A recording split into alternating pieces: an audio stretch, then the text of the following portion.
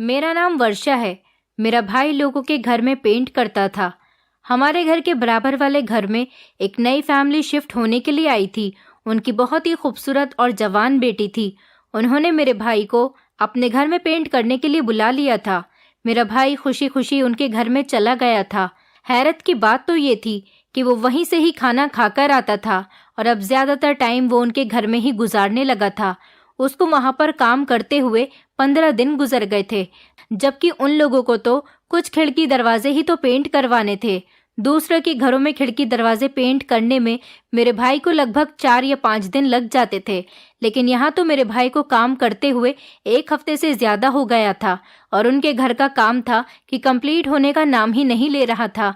मुझे अब अपने भाई पर शक होने लगा था, क्योंकि मैं तो अपनी नंद की शादी अपने भाई के साथ करवाना चाहती थी और अपनी नंद को अपनी भाभी बनाना चाहती थी, और यहाँ तो मामला ही उल्टा पड़ा था। एक दिन मेरे भाई को कोई काम याद आ गया तो वो घर से बाहर चला गया। मैंने अपने भाई का पीछा किया तो देखा कि वो उसी बराबर वाले घर में जा रहा था। मैं उसका पीछा करते हुए घर के अंदर चली गई। उसके बाद जो मैंने देखा उसे देखकर मुझे अपनी आंखों पर विश्वास नहीं हो रहा था, क्योंकि मेरा भाई तो वहां पर पेंट नहीं बल्कि मेरी शादी को 7 साल हो गए थे। मेरे पति की पोस्टिंग यहाँ गुड़गांव में हो गई थी। मेरा मायका भी गुड़गांव का ही था, जबकि मेरी ससुराल राय बरेली की थी। मेरे माता पिता तो थे नहीं, सिर्फ एक भाई था। मेरे भाई ने कहा कि जब जीजा जी की पोस्टिंग गुड़गांव में हो गई है तो तुम लोग मेरे घर पर आकर रहने लगो। किराए के घर में रहने की ज़रूरत नहीं। इसलिए मैं अपने मायके में शिफ्ट हो गई थी। मेरा भाई भी अकेला ही रहता था और वो लोगों के घरों में पेंट करने का काम करता था। यहाँ गुड़गांव आने के बाद सब कुछ बहुत अच्छा चल रहा था। जिंदगी बहुत अच्छी गुजर रही थी। मुझे गुड़गांव में अपने भाई के घर रहते हुए पूरा 1 साल हो गया था। मेरे पति तो सुबह को अपनी ड्यूटी के लिए निकलते और रात को ही घर पर आते थे। मेरा भाई लोगों के घरों में पेंट करता था। एक दिन हमारे घर में पड़ोस में रहने वाली एक आंटी आ गई थी। उन्होंने मुझे बातों ही बातों में बताया कि हमारे बराबर वाले घर में कुछ नए किराएदार शिफ्ट हो गए हैं। जब मैं शाम के टाइम पर कपड़े फैलाने के लिए छत पर गई तो मैंने देखा कि बराबर वाले घर में जो नई फैमिली रहने के लिए आई थी वो 3 बहनें थीं और उनके माता पिता। उनमें से जो सबसे बड़ी बहन थी वो बहुत ज़्यादा खूबसूरत थी, बिल्कुल किसी हीरोइन से कम नहीं लग रही थी। खैर, मैं कपड़े फैलाने के बाद छत से नीचे आ गई थी और अपने कामों में बिजी हो गई थी। शाम के टाइम पर मैं अपने आंगन की झाड़ू लगा रही थी जब मेरा भाई अपने कमरे से निकला। वो शायद बहुत जल्दी में था और बहुत जल्दी जल्दी ही घर से बाहर जाना चाहता था। मेरा भाई कभी कभी ही काम पर जाता था, क्योंकि हमेशा तो कोई घर में पेंट नहीं करवाता। सीजन के टाइम पर ही मेरे भाई का काम आता था। जैसे शादियों का सीजन होता या फिर कोई नया घर लेता, तब पेंट करवाने के लिए मेरे भाई को बुलाता था। वो बड़ी तसल्ली के साथ काम पर जाता था, लेकिन आज तो वो बड़ी जल्दी जल्दी में घर से जा रहा था। मैंने उससे कहा, अरे इतनी जल्दी कहाँ जा रहे हो? तो वो कहने लगा, अरे दीदी, बराबर वाले घर में जो नए लोग शिफ्ट हुए हैं उन्होंने मुझे अपने घर की खिड़की दरवाजे पेंट करने के लिए बुलाया है। हमारी गली में ही रहने वाले मनोज मौसा जी ने उनको मेरे बारे में बताया था, इसलिए मैं उनके घर पर जा रहा हूँ। मेरे भाई ने जल्दी से अपनी सफाई पेश की और अपना टाइम वेस्ट किए बिना ही वो घर से निकल गया था। वरना मेरा भाई तो बहुत ही समझदारी और आराम से काम करने वाला इंसान था। आज ना जाने मेरे भाई को क्या हो गया था। मेरा भाई बहुत अच्छा काम करता था, इसलिए दूर दूर से लोग उसे अपने घर में पेंट करवाने के लिए बुलाते थे। फिलहाल मैं इस बात को इग्नोर करते हुए अपने काम में बिजी हो गई थी। मेरे 2 बच्चे थे और दोनों ही बहुत छोटे थे। मेरा पहला बच्चा शादी के 4 साल बाद हुआ था और उसके 1.5 साल बाद ही मैंने बेटी को भी जन्म दिया था। इसी तरह से मेरे पास 2 बच्चे हो गए थे। अपने बच्चों को मैं जल्दी ही सुला दिया करती थी, क्योंकि मैं घर के काम करने वाली अकेली ही औरत थी और फिर इस घर में काम के लिए कोई दूसरा भी तो नहीं था। मेरे मायके का घर बहुत बड़ा था। साफ सफाई में ही मुझे आधा दिन निकल जाता था, जबकि मेरे ससुराल का घर काफ़ी छोटा था और वहाँ पर ससुराल का काम करने के लिए मेरी जेठानी और जवान नंद भी थी। सास तो बूढ़ी हो चुकी थी, इसलिए वो कोई काम नहीं करती थी। मेरे पति की अक्सर दूसरे शहरों में पोस्टिंग होती रहती थी और वो अपनी ड्यूटी की वजह से काफ़ी दिनों तक घर से बाहर रहते थे। अब जबकि उनकी पोस्टिंग गुड़गांव में हुई थी तो मेरे भाई ने मुझसे कह दिया था कि इस बार आप मेरे घर में रह लेना। इस बार मुझे तसल्ली हुई थी कि चलो मुझे अपने पति से दूर नहीं रहना पड़ेगा और मैं इस बहाने अपने मायके में भी रह लूंगी। उस दिन रात के टाइम पर जब मेरे पति ड्यूटी से घर आए तो उन्होंने मेरे भाई को घर में मौजूद ना पाकर उसे कॉल की और उसे खाना खाने के लिए बुलाया। लेकिन मेरे भाई ने कहा कि उसे अभी घर आने में कुछ वक्त लग जाएगा, हम लोग खाना खा लें। इसलिए हम लोगों ने खाना खा लिया था।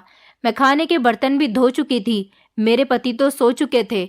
लगभग रात के 12 बज गए थे और मेरा भाई अभी तक पड़ोस वाले घर से पेंट करके घर वापस नहीं आया था। मैं उसको बुलाने के लिए कॉल ही करने वाली थी, लेकिन तभी अचानक दरवाजे की बेल बजने लगी। मैं दरवाज़ा खोलने गई तो मेरा भाई आया था। मैंने उससे कहा कि बहुत देर कर दी तुमने घर आने में। मेरा भाई कहने लगा, वो मैंने सोचा कि आज ही सारा काम कंप्लीट कर देता हूँ, इसलिए मैं लेट हो गया। मैंने अपने भाई से कहा कि चलो तुम जाकर डाइनिंग टेबल पर बैठो, मैं तुम्हारे लिए खाना गर्म करती हूँ। मेरा भाई कहने लगा, नहीं दीदी, मैं उनके घर से खाना खाकर आया हूँ। मुझे ये बात सुनकर बड़ी हैरत हुई थी, क्योंकि आज तक तो मेरा भाई किसी के भी घर से खाना खाकर नहीं आया था, चाहे उसने रात के 2 या 3 बजे तक काम ही क्यों ना किया हो। क्योंकि मेरा भाई हमेशा से ही अपने घर का खाना खाता था। जब मैं यहाँ पर नहीं रहती थी तब वो अपने हाथ से खाना बनाता था, और अब जब से मैं यहाँ पर आई थी तो वो मेरे हाथ का बना हुआ ही खाना खाता था।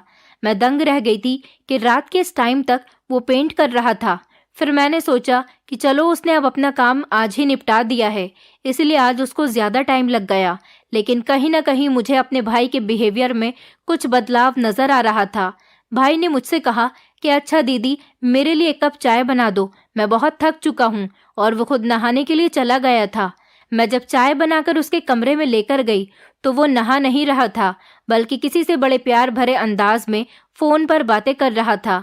जैसे ही उसने मेरे कमरे में आने की आहट महसूस की, घबराकर उसने अपना फ़ोन कान से नीचे कर लिया और जल्दी से उसने अपने मोबाइल को अपनी जेब में रख दिया।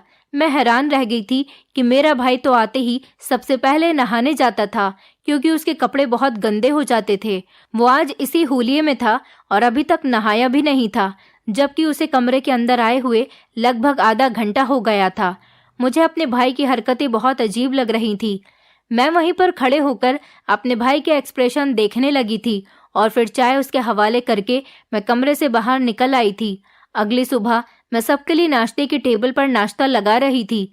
मेरा पति और भाई दोनों ही नाश्ता करने के लिए बैठ गए थे, जबकि मेरी बेटी अभी सो रही थी और बेटा चेयर पर ही बैठा हुआ था।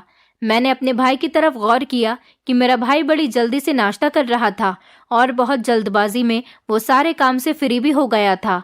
मैंने अपने भाई से कहा कि क्या बात, आज कहाँ जाना है जो इतनी जल्दी में नाश्ता कर रहे हो। मेरे पति ने कहा कि क्यों हमेशा उसे सवाल जवाब करती रहती हो, उसे कोई काम होगा। मेरे पति की बात सुनकर मेरा भाई मुस्कुराने लगा। मैंने फिर से अपने भाई से वही सवाल किया कि बताओ, तुम तैयार होकर कहाँ जा रहे हो।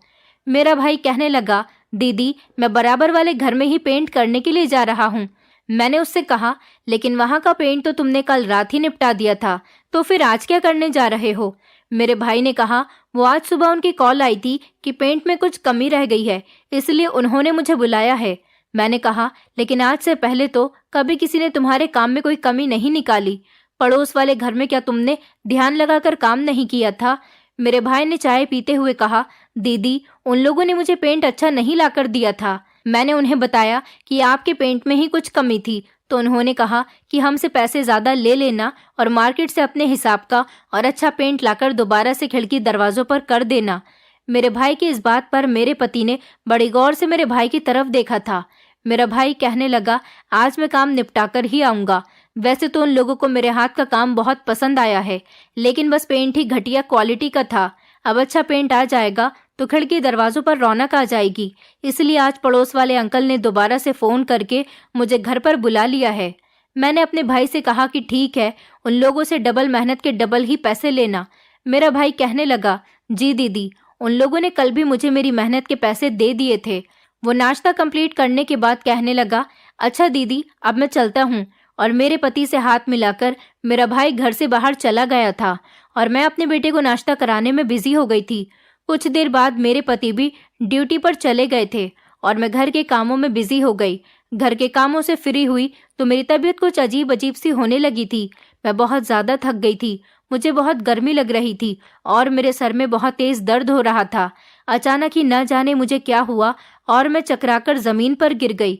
जब मेरी आंख खुली तो घर में मेरा भाई मौजूद था और डॉक्टर मेरा चेकअप कर रहे थे।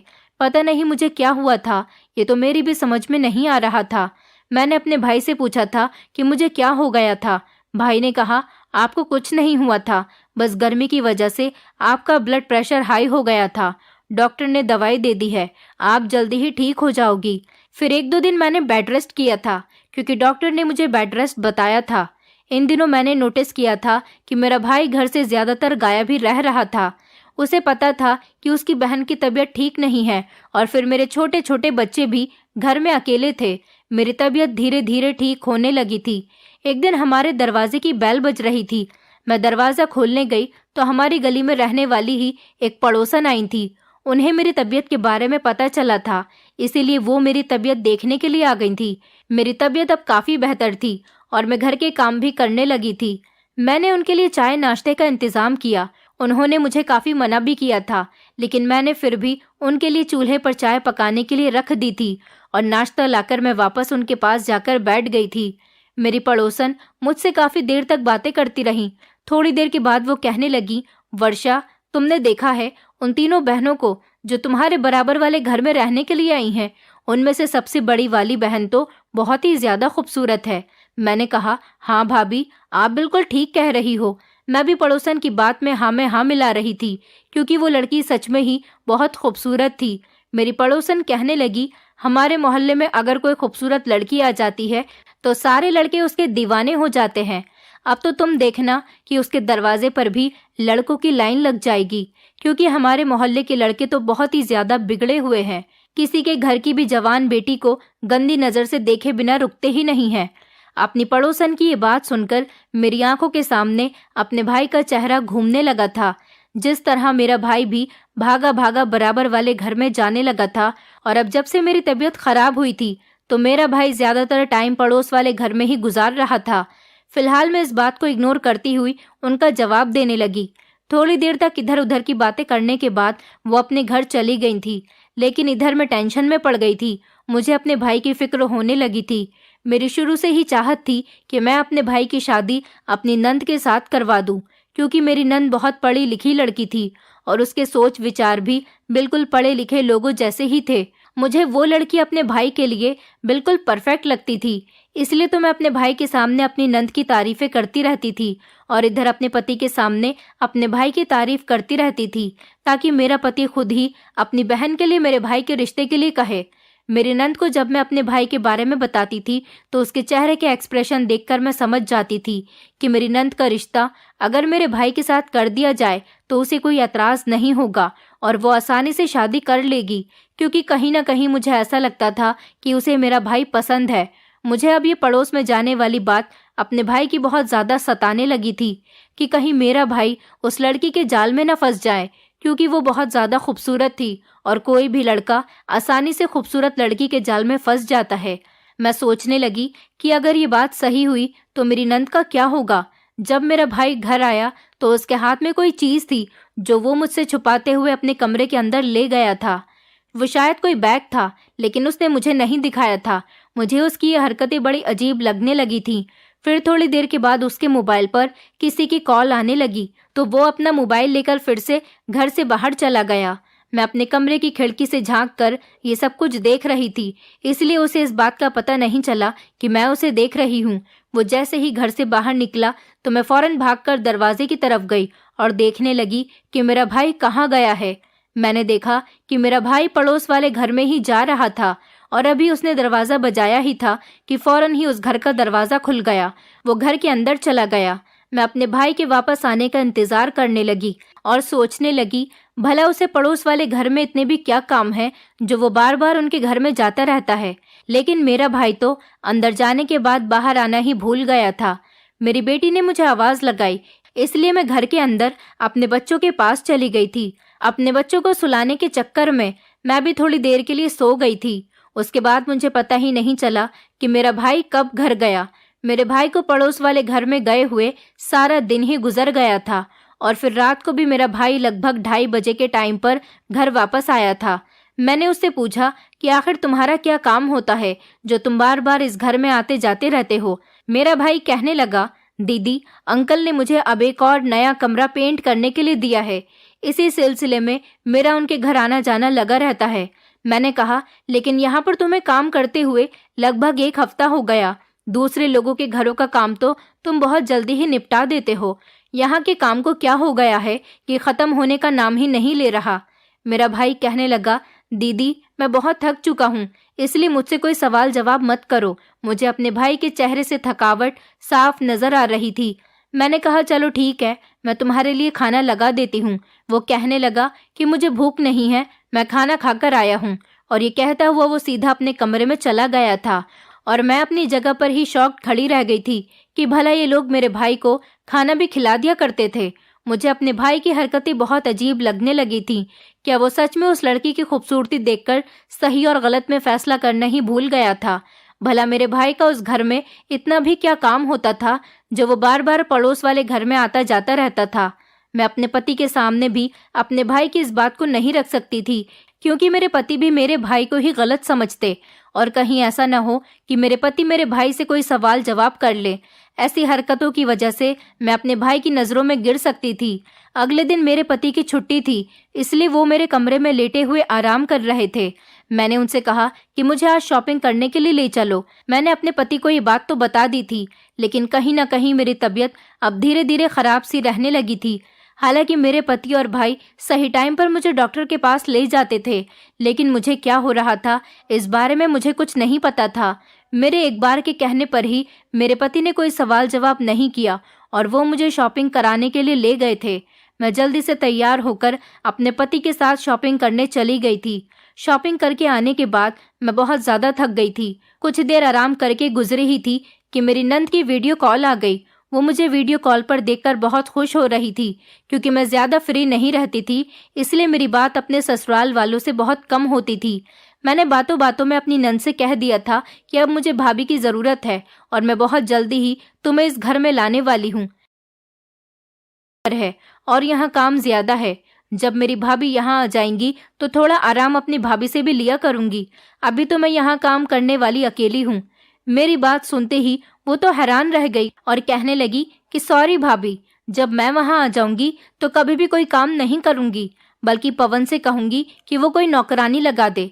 नौकरानी ही सारा काम किया करेगी और जब तक आप हो वहाँ पर आप काम कर लो। उसकी बातें सुनकर तो मैं दंग रह गई थी।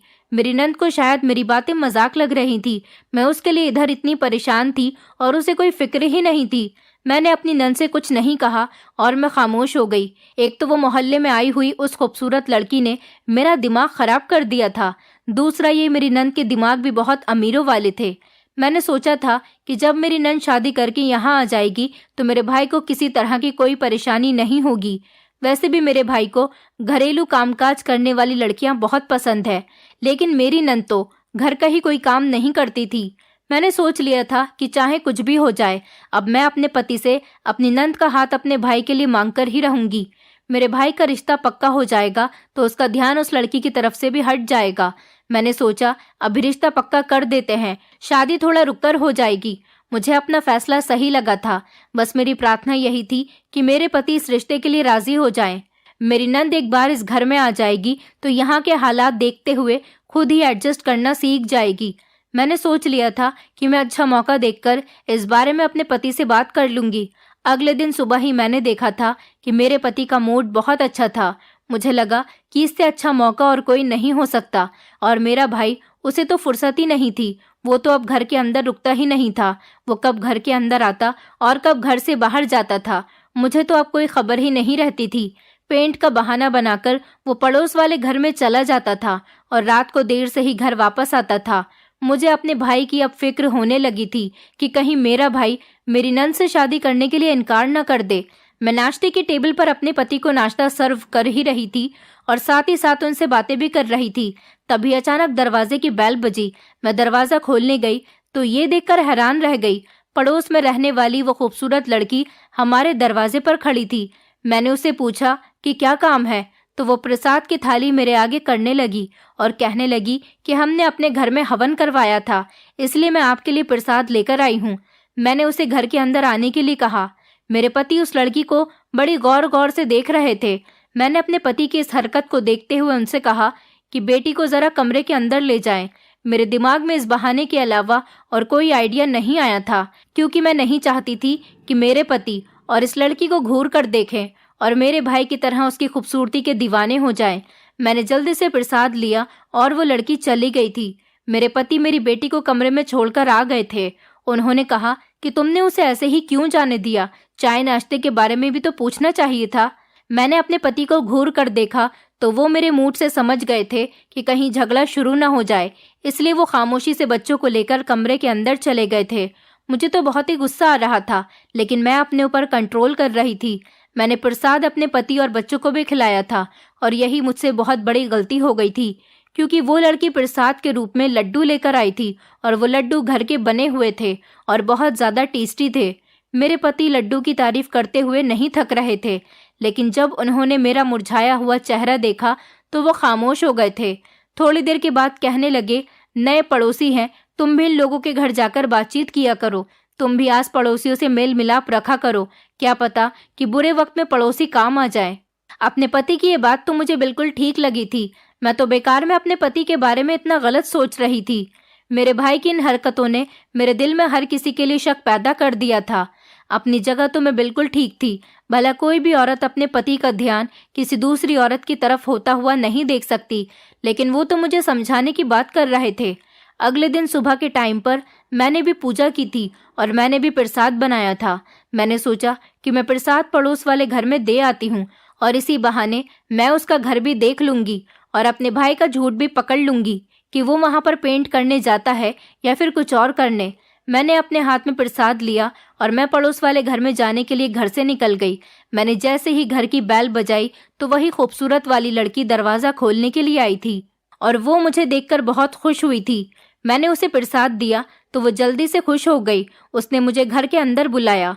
मैं उसके घर के अंदर गई तो देखा उन लोगों ने घर की सेटिंग तो बड़े अच्छे से की हुई थी। उसकी दोनों बहनें भी वहाँ पर मौजूद थी और वो भी मुझसे बातें कर रही थी, लेकिन इन लड़कियों के माता पिता मुझे कहीं नजर नहीं आ रहे थे।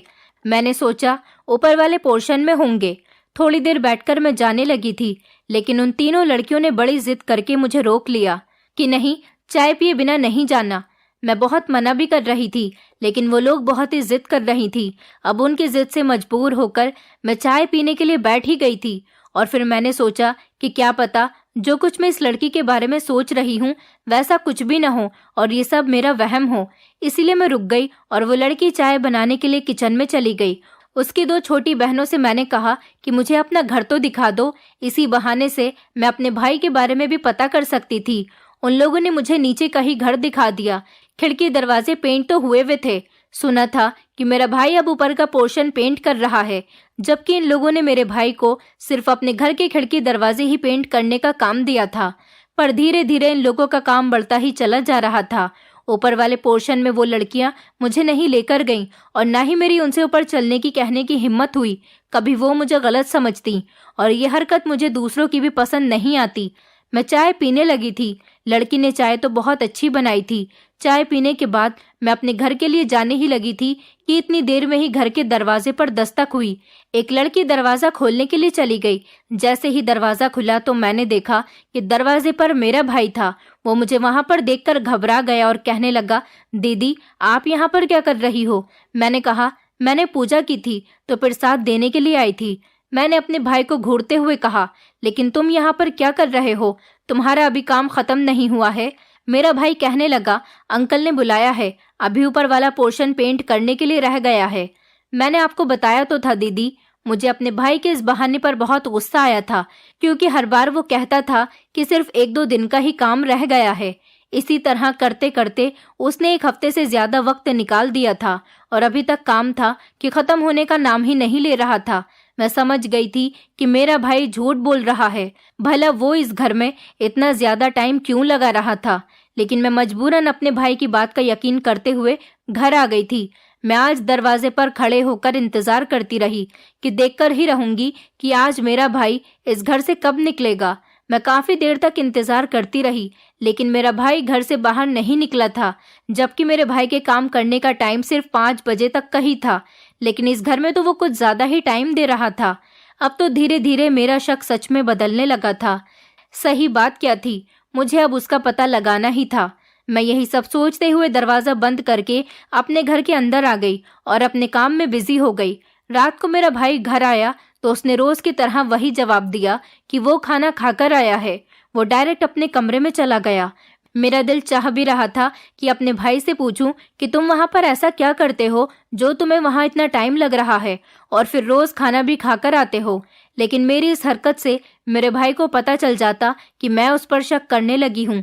फिर शायद वो मुझसे बहुत सावधान हो जाता। मैं अपने पति के घर आने का इंतजार करने लगी थी। आज मेरे पति को भी बहुत देर हो गई थी। मैं बड़ी बेचैनी से उनका इंतजार कर रही थी। फिर मैं गैलरी में चेयर रखकर अपने बच्चों को लेकर वहीं पर बैठ गई थी। गैलरी से गली का नजारा साफ दिखाई देता था। जैसे ही मेरी नजर पड़ोस वाले घर के दरवाजे पर गई तो ये देखकर मैं हैरान रह गई थी कि मेरे पति पड़ोस वाले घर में से निकल रहे थे। ये देखकर तो मेरे तन बदन में आग ही लग गई थी। मेरी तो कुछ भी समझ में नहीं आ रहा था कि मैं क्या करूं। पहले तो मेरा भाई जाता था, लेकिन अब तो मेरा पति भी इस घर में जाने लगा था। इतनी ही देर में मेरे दरवाजे की बेल बजने लगी। मैंने घर का दरवाजा खोलते ही हंगामा कर दिया था। मेरे पति मुझे देखकर हैरान हो गए थे। वो मुझे पागल बना रहे थे, लेकिन उन्हें नहीं पता था कि मैं उनकी इस हरकत को देख चुकी हूँ। भला रात के इस टाइम पर उनका पड़ोस वाले घर में क्या काम था।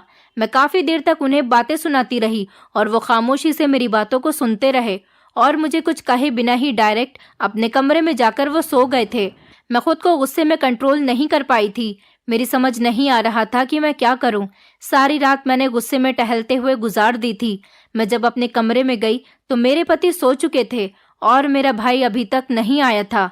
मैं भी आराम से लेट गई और सोचते हुए न जाने मुझे कब नींद आ गई, मुझे कुछ पता ही नहीं चला। सुबह जब मेरी आंख खुली तो मैंने देखा कि मेरे पति ड्यूटी पर जा चुके थे और मेरे भाई ने भी अपने लिए नाश्ता बना लिया था और मुझे आराम से बैठने के लिए कहा था। मेरा भाई मेरे लिए भी नाश्ता लेकर आ गया था। मेरा भाई इस घर में अकेला रहता था, इसलिए घर के सारे काम करना जानता था। लेकिन अब जब से मैं आई थी तो वो इस काम से बिल्कुल फ्री हो गया था। मुझे अपनी तबीयत कुछ ठीक नहीं लग रही थी। ना जाने मेरी तबीयत को क्या हो गया था। मेरा भाई पहले तो मेरे लिए नाश्ता रखकर चला गया था और गलती से अपना मोबाइल भी मेरे पास ही रखकर गया था। कल मैं काफी देर से सोई थी, इसलिए सुबह मेरी आंख भी देर से ही खुली। मेरा भाई भी अब देर से ही सोकर उठता था, क्योंकि रात को वो भी देर से ही घर आता था। मेरे सर में बहुत दर्द हो रहा था, इसलिए मैं अपने सर को अपने हाथों से दबा रही थी। तभी अचानक मेरे भाई के मोबाइल पर किसी की कॉल आने लगी। मुझे शक हुआ, इसलिए मैंने जल्दी से कॉल उठा ली। कॉल पर वही पड़ोस वाली खूबसूरत लड़की बोल रही थी। उसने मेरी आवाज को सुने बिना ही बोलना शुरू कर दिया और कहा कि आज आप कहाँ रह गए हो, आप जल्दी से घर आ जाओ। ये कहकर उसने फोन काट दिया। मुझे उस लड़की की बात पर बहुत गुस्सा आ रहा था। अब तो मुझे पक्का यकीन हो गया था कि मेरे भाई और इस लड़की के बीच में कुछ चल रहा है। अब मुझे सच का पता लगाना ही था। और अब तो मैं अक्सर अपने पति को भी इन लड़कियों के घर से निकलता हुआ देख रही थी, लेकिन मुझे सच्चाई पता करने के लिए सबूत की जरूरत थी। इसलिए मैंने सोचा कि मौका देखकर मुझे पड़ोस के घर में जरूर जाना चाहिए। इसी तरह से 2-3 दिन गुजर गए थे और अभी भी मेरा भाई और पति पड़ोस वाले घर में लगातार जा रहे थे। अब मैंने दोनों में से किसी से भी कुछ कहना छोड़ दिया था, क्योंकि अब मैं इन लोगों के खिलाफ सबूत इकट्ठा करना चाहती थी और इनको रंगे हाथों पकड़ना चाहती थी। मैंने एक दिन मौका देखकर पड़ोस वाले घर में जाने का फैसला कर लिया, क्योंकि मैंने अपनी गैलरी से देखा था कि उस लड़की की दोनों छोटी बहनें ना जाने कहाँ जा रही थीं। वो घर से बाहर निकल गई थी। मैंने सोचा कि दोनों बहनें घर पर नहीं हैं, तो फिर वही लड़की घर पर होगी और उसके माता पिता होंगे। आज मेरे पास मौका बहुत अच्छा है, इसलिए मैं उसके घर पर चली गई। मैंने देखा कि घर का दरवाजा पहले से ही खुला हुआ था। मैं दबे पांव घर के अंदर घुसी तो किसी को मेरे आने का कुछ पता ही नहीं चला। मैं दबे पांव से सीढ़ियां चढ़ती हुई ऊपर वाले पोर्शन में चली गई। वहां पर 2 कमरे बने हुए थे, लेकिन उन 2 कमरों में से किसी के बोलने की आवाज आ रही थी। मैं समझ गई थी कि ये मेरा भाई है और वो लड़की ही है। मैंने जैसे ही कमरे के अंदर झांक कर देखा तो मेरे पैरों तले से जमीन निकल गई, क्योंकि मेरा भाई और वो लड़की आपस में एक दूसरे का हाथ पकड़कर क्लोजली बैठे हुए थे और उस लड़की के माता पिता मुझे घर में कहीं भी नजर नहीं आ रहे थे। वो दोनों आपस में प्यार भरी बातें कर रहे थे, जबकि यहाँ पर किसी भी तरह का पेंट नहीं हो रहा था। मैं समझ गई थी कि काफी दिनों से मेरा भाई मुझे बेवकूफ बना रहा है। मैं उनकी बातें और ज्यादा बर्दाश्त नहीं कर सकती थी, इसलिए मैं फौरन कमरे के अंदर चली गई और बिना बर्दाश्त किए ही मैंने उनसे कई सवाल कर डाले। मैंने अपने भाई से कहा कि ये बताओ, इतने दिनों से तुम दोनों के बीच क्या चल रहा है? तुम मुझे पेंट करने के बहाने बेवकूफ बना रहे हो।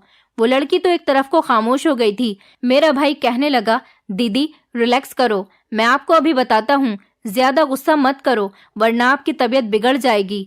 मैंने उससे कहा, अब तुम क्या झूठ बोलना चाहते हो? वो लड़की मेरे सामने हाथ जोड़कर खड़ी हो गई और कहने लगी कि प्लीज धीमी आवाज में बात करो, हम बहुत इज्जतदार लोग हैं। मेरे भाई ने मुझे यकीन दिलाया कि वो मुझे सब कुछ बताएगा, पर मैं खामोश हो जाऊं। मैं खामोशी से उसकी बात सुनने लगी थी। मेरे भाई ने बताया कि पहले दिन मेरा भाई इनके घर में पेंट करने ही आया था। ये लड़कियां बिल्कुल अकेली रहती हैं। इनका पिता इनको यहाँ लेकर आ तो गया था, लेकिन वो लड़कियों को यहाँ पर छोड़कर चला गया। ये लड़कियां बहुत ज्यादा खूबसूरत हैं, इसलिए जब मोहल्ले के लड़कों को ये बात पता चली तो एक रात मोहल्ले के लड़के इनके घर में घुस आए थे और इनके साथ बदतमीजी करने की कोशिश करने लगे थे।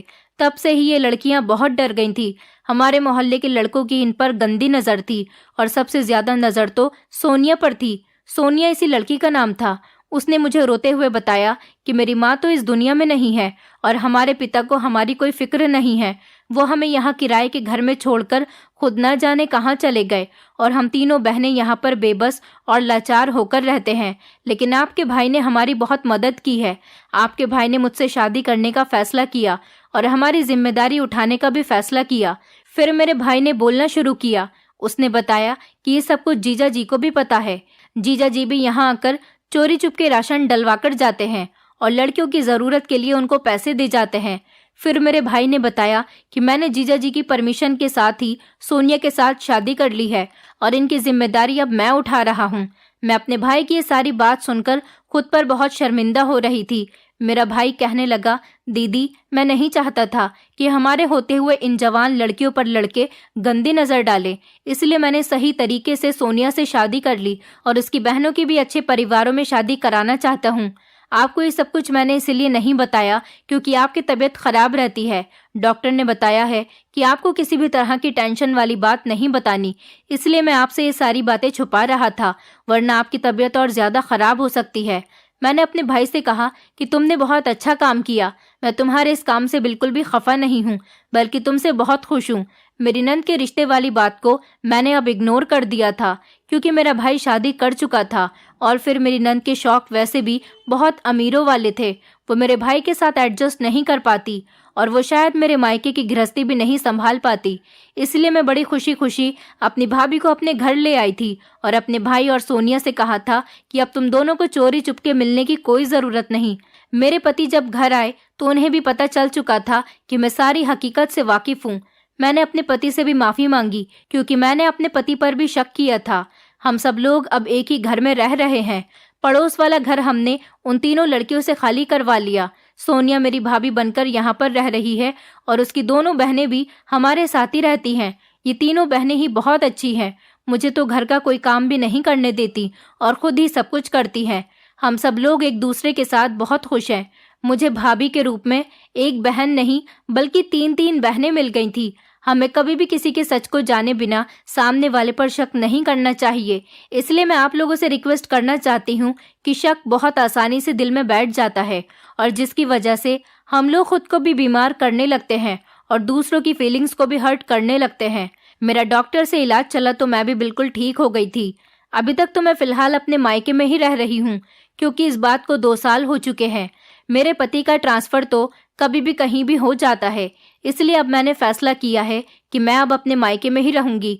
उधर मेरी ससुराल में तो मेरी जेठानी भी हैं और नंद भी है, इसलिए वहाँ तो किसी चीज़ की कोई परेशानी नहीं। मेरे छोटे छोटे बच्चे हैं। यहाँ पर सोनिया और उसकी बहनें हैं, मेरे बच्चों का बहुत ख्याल रखती हैं। सोनिया की एक बहन का तो रिश्ता भी लग चुका है और हम जल्दी ही उसकी शादी करके उसे उसके घर का कर देंगे। मुझे खुशी हुई थी कि मेरे पति और भाई इन दोनों ने इन बेसहारा लड़कियों का साथ दिया था और अब तो मैं भी उनका साथ दे रही थी। दोस्तों, उम्मीद करती हूँ आपको हमारी कहानी पसंद आई होगी। कहानी पसंद आई है तो वीडियो को लाइक करें, चैनल पर नए हैं तो चैनल को सब्सक्राइब करें और हाँ, नोटिफिकेशन बेल को ज़रूर दबाएं ताकि अगली अपडेट सबसे पहले आपको मिले।